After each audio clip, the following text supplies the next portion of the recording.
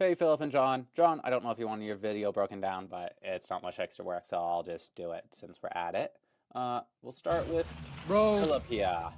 Doo doo doo doop. Philip. Doop. Let's make it bigger.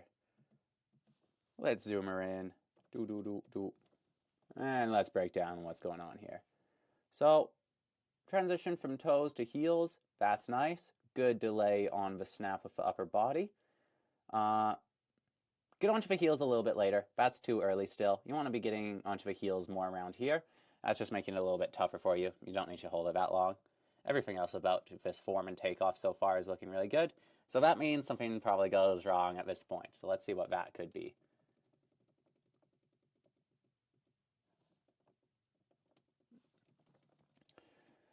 Notice how you're...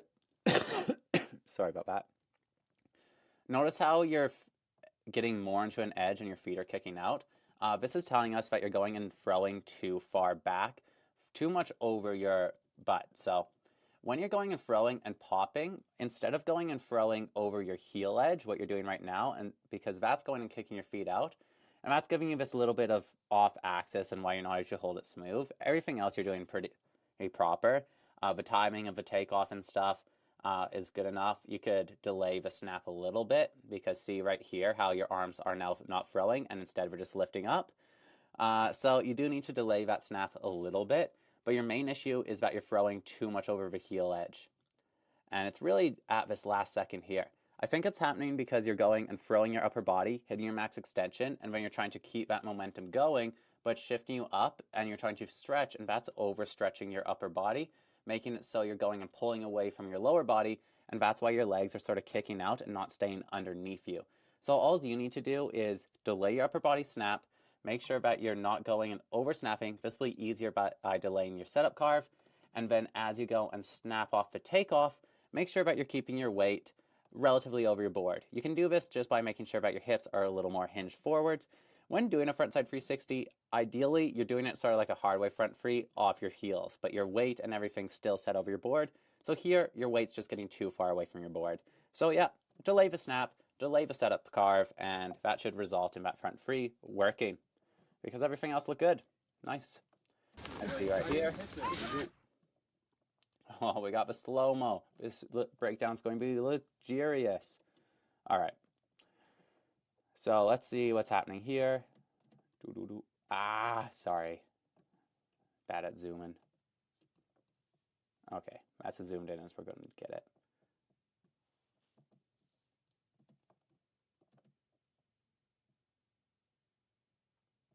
Hey, good on you holding the blind landing. Both you boys. Nice work. All right, so you're coming in. First thing we'll notice here is you're taking a really aggressive angle. Narrow this in. You don't need this much of an angle. That's the reason why you're going and skidding across the slope onto your heel edge. When this is happening, you're going to need to go and stop the sideways momentum. The only way to do that is digging your heels, and you do that by leaning back more, and this is putting your weight really far away from the center of your snowboard. What's a no-go? And then from there, you do a really good job saving it and recovering it. Snapping, leg pop. You're also bending your legs too much. This is also coming from that in run. Because you need to go and kill that G-force, you need to bend your legs more, and that's making it so you're taking off of a spin in this too bent position with your weight slightly set back. A little more tall position, keeping your weight more towards the balls of your feet, and holding a cleaner heel edge is going to make this a lot easier. And from there, head position for a spot, timing on the grab is pretty good. Maybe grabbing a little bit too soon, but it doesn't really matter. Whatever works.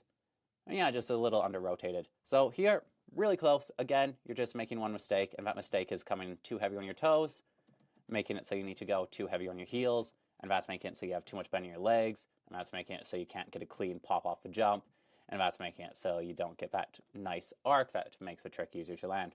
So looking good, boys. Make those changes, and it should really make it a lot easier for you.